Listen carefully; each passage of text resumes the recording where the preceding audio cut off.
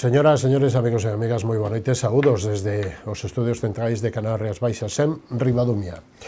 Iniciamos unha nova edición de Falemos e analizaremos tres temas e tres entrevistas con temas importantes. Estaremos analizando e analizaremos co portavoz do Partido Socialista no Concello de Ribeira, segundo tenente alcalde nesta corporación, co socialista Francisco Suárez Puerta, que nos ven, lógicamente, pues, a facer casi o balance do 40% da legislatura e como está este tripartito no Concello ribeirense. Estaremos tamén co diputado Raúl Santamaría, un diputado parlamentario do Parlamento de Galicia, que ven a sustituir a Roberto Rodríguez, que non pudo asistir por un proceso de última hora, por unha indisposición de última hora, e con el analizaremos a actualidade política e tamén, lógicamente, pois as últimas digamos que propostas que ten a Xunta en materia de vivenda e en materia de xuventude, o plan de vivenda. E abrimos este turno de análisis para falar da ruta do viño Rías Baixas. Hai moito que, digamos que a denominación de orixe Rías Baixas, que xa todos vostedes saben que dedicamos moitos espacios e moito tempo e moitos informativos e entrevistas dende esta casa, porque xoga un papel importantísimo na dinamización socioeconómica de toda as Rías Baixas, donde está, lógicamente, amparada, e a ruta, que leva menos anos que a DO, pero que bueno, xoga un papel importante e está chamada a ser, lógicamente, pois un brazo, unha perna importante do que é o turismo e do que é o sector do viño como actividade económica e tamén de ocio e de disfrute. E para eso temos e contamos coa sorte de ter o presidente da ruta do viño Rías Baixas, que é Pepe Simón, José Simón Ferro, pero ten que ser Pepe Simón, que o polo que son conocido. Benvido, moitísimas gracias. Facía anos que non nos víamos nestas circunstancias. Nestas circunstancias non, pero bueno, sabedes que sempre estamos aquí, levamos aquí xa moitos anos conocéndonos, moitos anos traballando neste sector. Claro. E para min tamén é algo novo incorporarme ao tema da ruta do viño, que si ben pertencíamos á ruta do viño, nesta faceta de presidente, levo pouco máis de un ano, estou así un pouco aterrizando, por decirlo de alguma maneira. Bueno, que papel xoga a ruta e que é a ruta do viño Rías Baixas para a xente de Noia, para a xente de Ribeira, para a xente de Padrón ou para a xente de Pontevedra ou de Marín?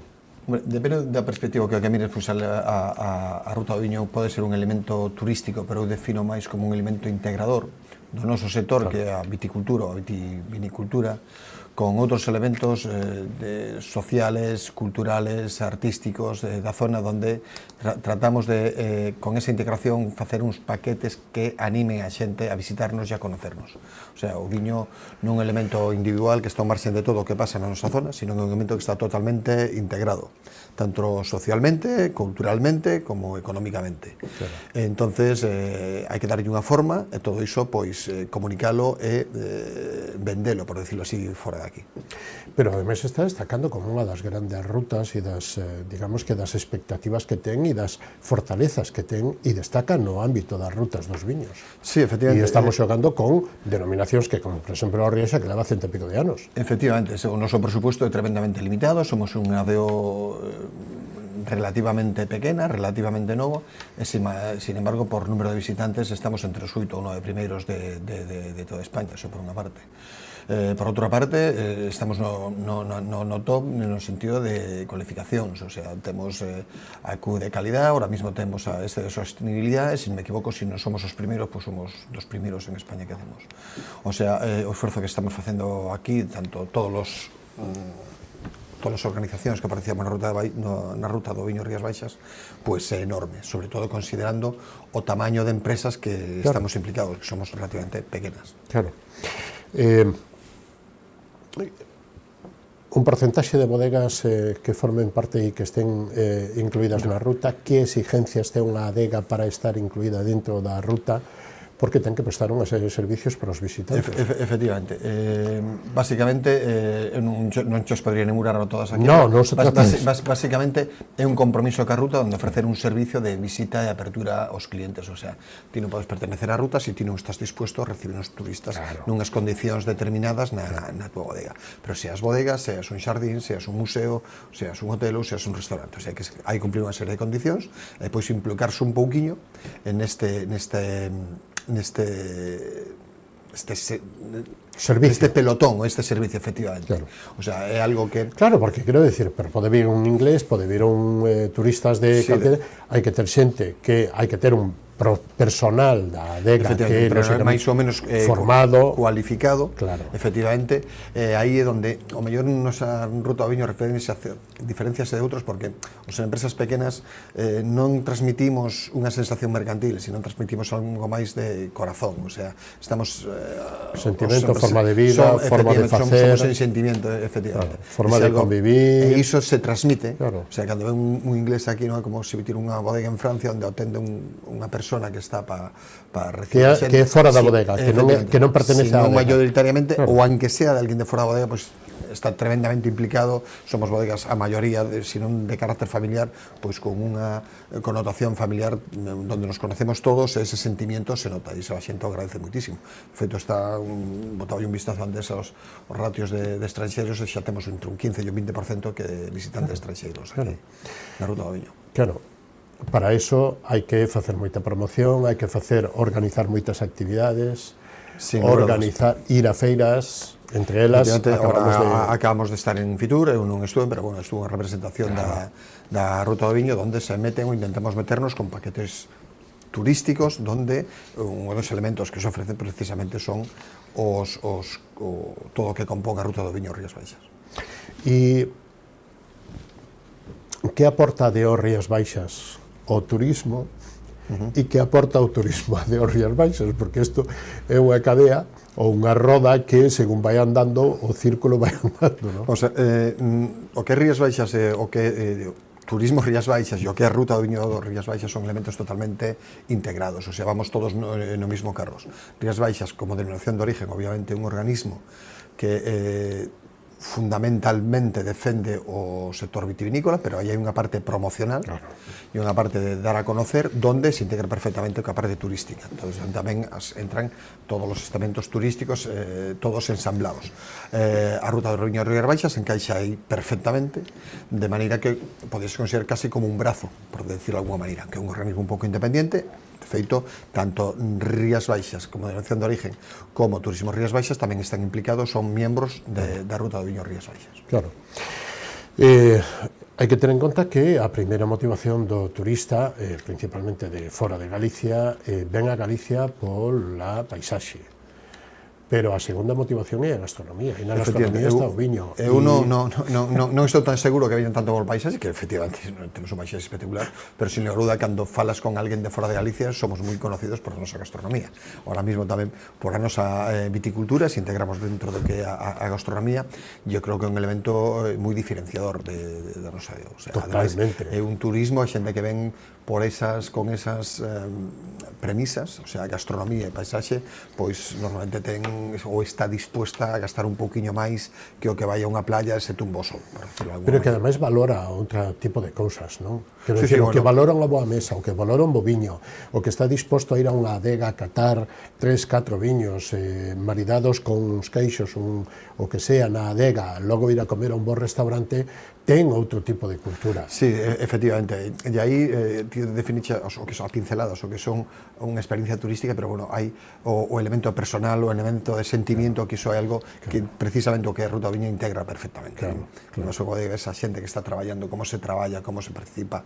Ahora, hai líneas de traballo da Ruta de Rías Baixas que queremos desarrollar, tanto o tema de participar en temas como é a vendima, onde alguén pode vir, participar nunha vendima, ver o que obviamente non van a traballar, pero sí ter un contacto ver como se vendima. Presenciar. Presenciar e de alguna maneira participar. E créeme que cando alguén participa dunha actividade dese tipo, non se esquece xa máis. O sea, claro. ti podes contar como é a vendima, pero se ti participas unha hora ou 2 horas nun ano, iso non se che vai esquecer nunca máis. A fortaleza que dá dentro da DO Rías Baixas e os viños Rías Baixas e todo o que somos Galicia, a fortaleza que nos dá a nosa maneira de ser, a nosa maneira de comportarnos, a nosa maneira de vivir, é algo que valora moito o turista de fora, non? Vamos a ver, nós temos unha trayectoria moi antigua que salimos moito afora, entón creo que conservamos un pouco ese carácter de que antes fomos e ahora recibimos o que, por decirlo alguna maneira, sale do outro lado, non? Entón temos un carácter nese sentido bastante aberto, acolledor e sobre todo transparente, o sea, os galegos somos o que somos e vendémoslo así. Iso para este tipo de turismo que nos buscamos é algo fundamental, o sea, aquí non se trata de que como noutros lados che enseñan a parte de bodega orientado ao turismo. Aquí nos enseñamos o que temos, porque somos o que somos. Sí, porque poucas bodegas, ou polo menos a maioría das adegas, non teñen grandes hotéis e grandes restaurantes asociados ou dentro da adega, aínda que haxa casos, non? Si, hai casos aquí, son máis ou menos excepcionales, a maioría das bodegas efectivamente, somos bodegas e convivimos e compartimos nosa actividade con pequenos hoteles, ou algún hotel máis grande e tal, restaurantes e tal, que non teñen nada que ver con nos. Efectivamente, ahora parece que hai un pequeno, ou houbo xa unha pequena explosión de bodegas que diversificaron un pouco, teñen un pequeno restaurante ou teñen un pequeno hotel, pero, bueno, hoxe por hoxe é máis ou menos minoritario. Claro. Pero non debemos esquecernos que non somos o sector productivo e temos que convivir cos que son tamén nosos clientes, que son a hostelería e, como é a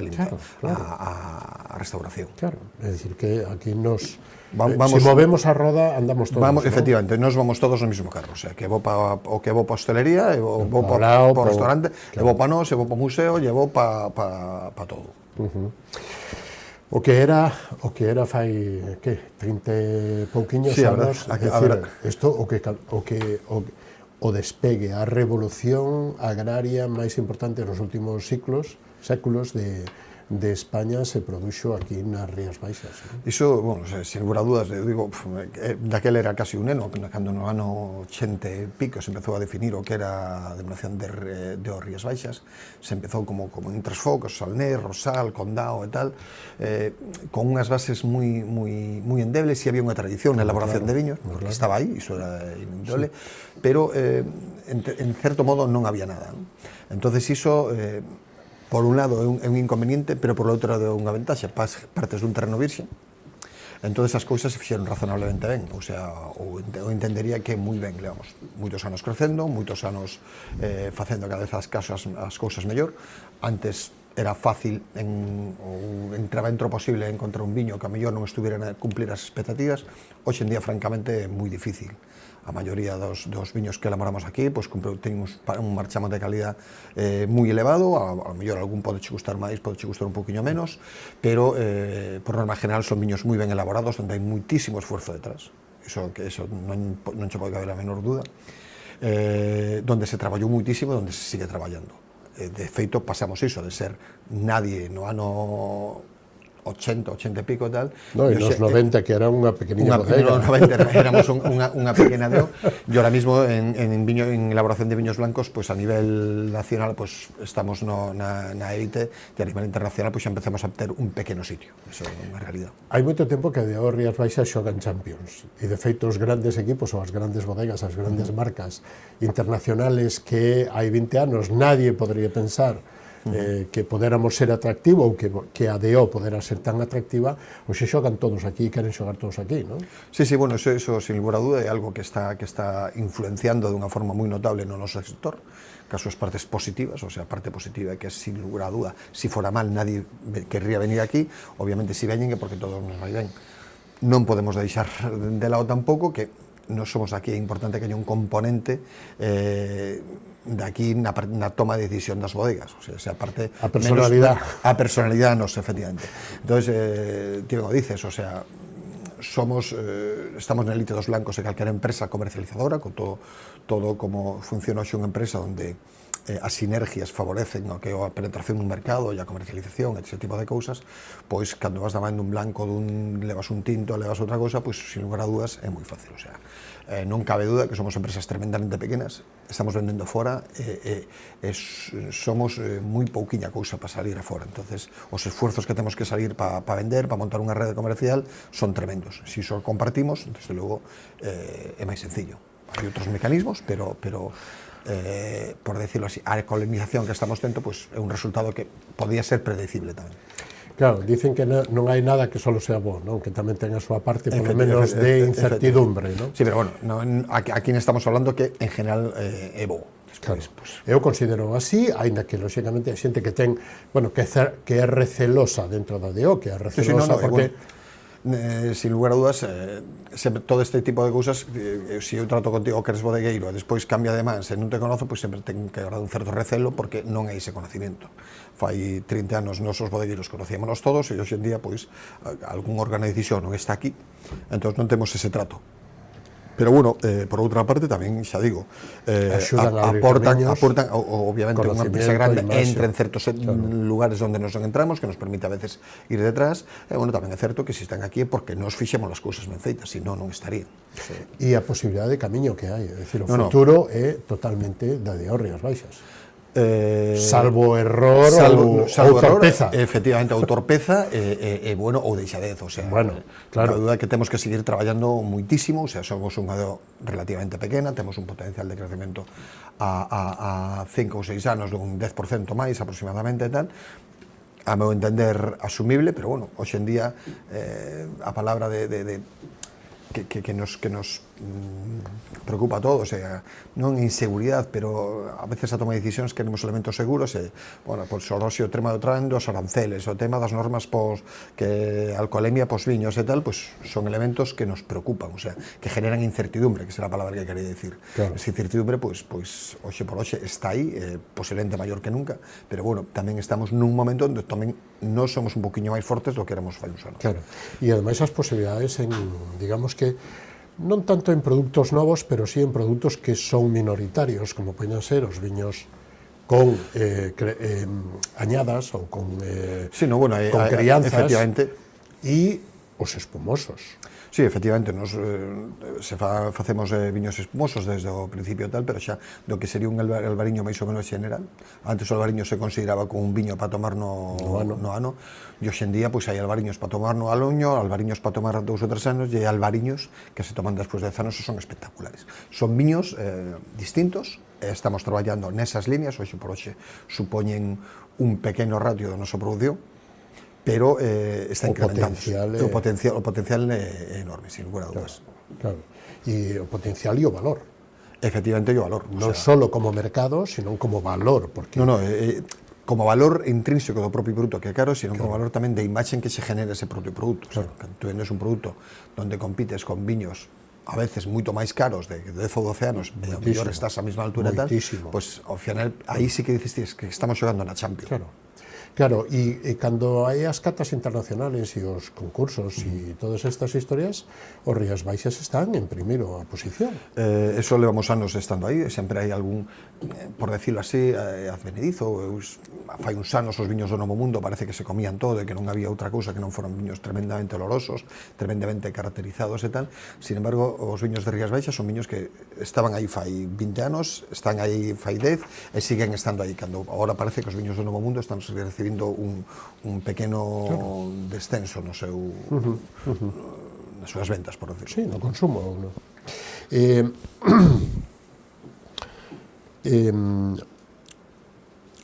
Para cerrar un pouquiño da ruta, bueno, hai falamos de recorrer as adegas, pero en calquer momento e en calquer temporada, non só no momento de vendimia ou no momento de... Efectivamente.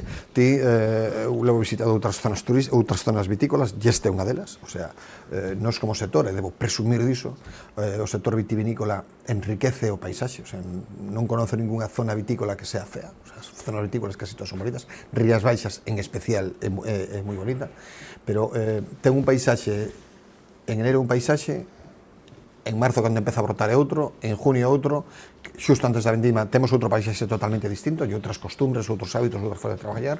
Unha vez que vendimas, despois ven a poda e tal, é outra situación, cando está a folla roleando e tal. O sea que podrías visitar unha mesma zona 5 ou 6 veces no ano que é distinta. E máis, é dun ano para outro tamén é distinto, o sea que con iso, pois, E en bicicleta, correndo. Eu levo feito familia, en bicicleta, esa é unha parte moi importante, porque é algo que podes facer que aparexa, algo que podes facer solo, podes facer con amigos, podes facer cos fillos, onde podes integrarse todo o mundo. Podes facer en bicicleta, podes facer paseando en moto, podes facer paseando a cabala, podes facer como che gana. E aparte de eso, a ruta organiza xornadas de portas abertas, donde, pues, a través de uns autobuses van levando un grupo de curiosos, de visitantes ou de turistas. De curiosos, a veces son xornadas abertas, a veces catas tamén abertas e tal, onde se recolle xente en algúns puntos de recolle. Normalmente son as ciudades hoxe por hoxe daqui de Galicia e tal. Se lle ofrece unha experiencia en bodega, non che podría dicir o ratio, non quero decir ninguna barbaridade, pero o 95% son valoracións tremendamente positivas e encantados. Pois ves que moita xente que volve ao ano seguinte, a outra zona ou que sea, entonces estamos satisfechos nese sentido que, bueno, que as cousas que vamos polo bo camiño. A pregunta sería, cales son as expectativas, os retos ou os plans para este ano? Hasta onde pode contar, onde están pensando en darlle unha volta ou en innovar ou en propoñer produtos novos ou cousas novas?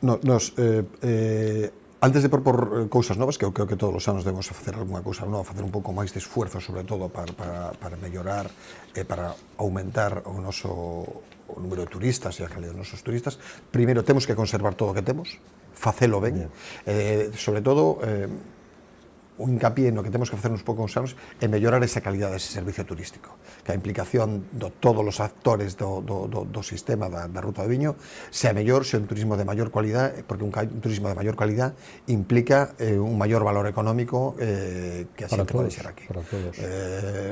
Algún dato por aí que a Ruta dos Rías Baixos implica por decirlo así, un gasto de en torno a casi, xa estamos cerca dos 2 millóns de euros, pois o mellor, noso deseo que subir un pouquiño máis. O sea, que aumente por un lado o número de visitantes, pero sobre todo que sean visitantes que estén dispuestos a gastar moito dinero ou máis dinero na nosa zona. Sí, digamos que o turista ou enoturismo ten un marchamo diferenciado. Sí, sin lugar a nivel económico, a nivel de disfrute, a nivel de experiencias e de vida e de pasar un día ou pasar un fin de semana. Sí, bueno, xa non é pasar un día, pasar uns cuantos días ou unha semana onde podes integrar perfectamente unha visita a unha bodega con xogar ao golf, con irte á playa, con visitar un muiño, con dar un paseo, tes moitas actividades que a veces, esa outra faceta que nos queda explorar, a veces non se conocen todas. Entón, aí, hai que comunicar un pouquiño máis. E, ademais, que as diferencias que aportan entre paisaxes e formas, incluso, aparte de que estemos tan cerca, as formas de vida tan diferenciadas que hai entre patrimonio e paisaxe e tal, entre as 5 subzonas, non? Sí, efectivamente. No, pero, bueno, xa dentro dunha subzona, obviamente, en Galicia ten moitos microclimas, eu xe estaba na miña zona, a zona de Arbo e tal, donde había sol, ás 9 da mañán, me foi a outra zona que está prácticamente a 5 kilómetros, había unha niebla, estaba fresca, e noutra casi estaba chorendo, mormazando, estas cousas, non? Entón, xa non digo nada se te ves aquí, non sei o día que estaba aquí, pero desde logo é un paisaxe totalmente distinto, é unha caracterización climática un pouco distinta, e, bueno, dache contenido é moi difícil que veñas un día de calor que hai na zona do condado e cheques aquí tamén faga calor, que igual está un poquinho máis fresco, ou se fai sol aquí, igual chove, o sea que tes un xogo, tes un abanico de posibilidades importante. Señor Simón, eu quero que lle dedique un par de minutos polo menos a Bodega As Lasas. Unha familia, Simón Ferro, un orgullo, un sacrificio, unha loita. Como empezou? con papá e con mamá, que casi empeza todo. Efectivamente, pois comenzaron nosos pais alá polo ano 70 e pico, pois gustaba yo o tema da... Fora de Dio, a consumo, autoconsumo. No, bueno, o autoconsumo viña un pouco de forma tradicional. Xa se na nosa casa se facían viños que se vendían normalmente en pipotes pa Vigo e tal, pero de moito anos atrás. Nese momento, pois, meu pai se dedicaba a outra actividade relacionada ca carpintería e tal, se comprou unha finca no ano 75, e a partir desa finca se plantou viña, despois ven todo un círculo vicioso, como tes viña, faz unha bodega, despois a bodega é moi grande para a viña que tes que plantar máis viña para rentabilizalo, e estuvemos así durante 20 anos, con unha pescadilla que se morda a cola, hasta que empezou a ser sostenible alá polo ano 90 e pico, hasta aí, pois, todo foi esforzo e tal. A partir de aí, seguimos nos esforzando por crecer de unha maneira sostenida na nosa empresa. Estamos xa ahora intentando implicar a terceira generación. Estamos ahora, basicamente, somos os irmáns os que estamos levando a empresa. Somos prácticamente 30 personas, ou máis, ou algo máis de 30 personas traballando aí. E, bueno, o noso seguinte reto, pois, obviamente, darlle continuidade á generación que ven despois, pois, que continue. Porque, independientemente de que é un modo de vida, bonito e, por decirlo así, unha cultura a hora de levar unha bodega. Hai negocios nos que se ganan máis cuartos, pero, bueno, eu sempre digo que é un negocio onde se pode vivir ben. O sea, a mí posiblemente, si me ofrecen un doble de sueldo traballando en Madrid ou que gano ahora estando aquí polas viñas e tal, me quedo onde estou, sin lugar a dudas. E aparte non é un negocio para cada ano, é un negocio a moi largo plazo, porque supoño que seus pais fixeron o negocio pensando nos fillos que son vostedes agora, vostede e os irmáns, pero vostedes están traballando para os fillos ou para os netos, é dicir, están traballando, facendo plantación, facendo planificación a 30, 40... Eso é algo intrínseco ao tema da viticultura, o sea, cando se tú plantas patatas, o ano que vente, ingresos pola venta de patatas. Ti cando plantas viña, que un handicap que temos nós,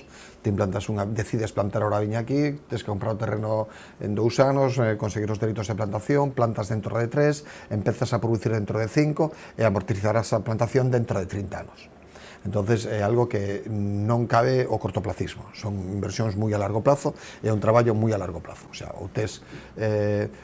primeiro, tes que ter moita pasión, tes que ter moito cariño polo que faz, e ser consciente diso, e despois requiere desde logo moitísimo esforzo para poder sacar un negocio para adiante. Claro, pero eso tamén é o que, digamos que... Sin lugar a dúda, é o bonito. O bonito e o que, digamos que nunha familia que este, digamos que máis ou menos asentada e conlevada e planificada, é o orgullo máis grande, non? Sí, bueno, a satisfacción a veces non son só os beneficios que tes, sino, efectivamente, o que consegues facer. Eu sempre digo, a miña satisfacción, unha das máis grandes na miña vida, é cando estás nun restaurante onde nadie te conoce, onde si está teu viño, chega alguén ali que non conoces e dice, laxas. E ti te quedas, bueno, pois unha satisfacción. Ou cando chegas a unha tienda no outro lado do mundo, vas paseando por unha calle e ves unha tienda e ves unha botella que fixeche a 7.000 kilómetros de distancia, é increíble, co pequeniños que semos nós, que teu produto chegue aquí, o sea, relativamente fácil para Citroën, con todo o esforzo que lle requiere, facer coches que se venden en China. Pero empresas pequeniñas como a nós, a maioría de Rías Baixas, que ti fagas un produto e ese produto aparece en Brasil, en Japón, en Estados Unidos, donde sea, pois a satisfacción é brutal. Pero digamos que tamén é a esencia da familia... Efectivamente, é esa esencia. E se nos fixamos nas outras DOs, que son as antiguas, non só no Ribeiro, sino xunto coa Rioxa, son as máis antiguas de España, con 100 e pico de anos. Os 100 e pico de anos, as grandes bodegas, o núcleo duro das bodegas, son as bodegas vellas, que traballan a largo, moi largo plazo. Que non cabe, no noso caso, a pesar de que facemos viños, entre comillas, xóvenes e tal, repito o que decíamos antes, son planificacións a medio e largo plazo e requieren unha consolidación no territorio a nivel empresa a medio e largo plazo, senón, pois non ten sentido. Aparte dos espumosos e do da Laxas, algún produto, algunha innovación en que están facendo e de 4 datos da adega hasta onde poida contar. Que produción teñen hoxe en día, cal é o, digamos que o proxecto a medio plazo da adega en crecimiento e en producción. Nos, no que tamaño de empresa, en principio estamos nunha posición relativamente cómoda, temos un potencial de crecimiento un 30 ou un 40%, de feito plantamos viña nos últimos anos para crecer en torno a 30 hectáreas aproximadamente. Ahora estamos entre 800 e 1 millón de kilos de uva, pois poderíamos chegar facilmente a 1.200.000. Ese non é o noso obxectivo prioritario, o noso é consolidar a marca, facer produtos un pouco novos. Antes falamos do tema dos espumosos, que é un produto que estamos moi satisfecho, non está tendo todo o éxito que nós creemos que se merece ese produto, porque é un produto que gusta moitísimo. Sin embargo, competimos con dous actores que son Champán e Cocava. Champán gananos por moitísimo precio e Cava pois por precio, pero por abaixo. Entonces nos está custando. Estamos tamén facendo viños de elaboracións un pouco especiales ou singulares, o sea, viños de fincas determinadas, cada finca con unha elaboración particular, tipo pagos, para que nos entendamos, donde tratas de potenciar os elementos que ten esa parcela ou esa finca e tal. E bueno, por aí temos unha salida. E despois cousas novas, pois o mellor este ano facemos un pouquiño de Godello, la fallanos que xa facemos tamén o tema de Condado e tal. Entonces, bueno, esa dinámica que levamos feito desde fai 40 ou 40 e pico anos para aquí non pode parar, o sea, tens que estar ensaiando constantemente, a veces tes máis éxito con unha iniciativa, outra veces tes menos, pero bueno, sempre salen cousas que merecen a pena. Pois Pepe Simón, señor Simón, foi un placer contar con vostede nesta edición. Ten a última intervención para dicir o que vostede queira, o que eu non lle preguntén, ou remarcar algo do que dixo. Eu diría, non da miña empresa, sino de todo o sector, que cando alguén toma un Rías Baixas ou nos visite, un pouco que reflexione sobre todo o esforzo que hai detrás, toda esa xente que traballa nas viñas, toda a xente que se arriesga, que se la sulfatar, cando mañán chove, cando ten que podar, cando fai frío e tal, porque vai recollelo dentro dun ano e pico sin unha garantía do que vai a pasar. O sea, a exposición que temos o ambiente, as condicións, a meteoroloxía e tal, o sea, detrás de Rías Baixas hai moitísimo traballo e moitísimo esforzo. E con todo iso, moitísimo cariño detrás de todo este sector. Moitísimos éxitos, un placer contar con vostede. Moitísimas gracias a vos por vernos aquí. A vostede en particular e ao sector. Vale. Moi ben.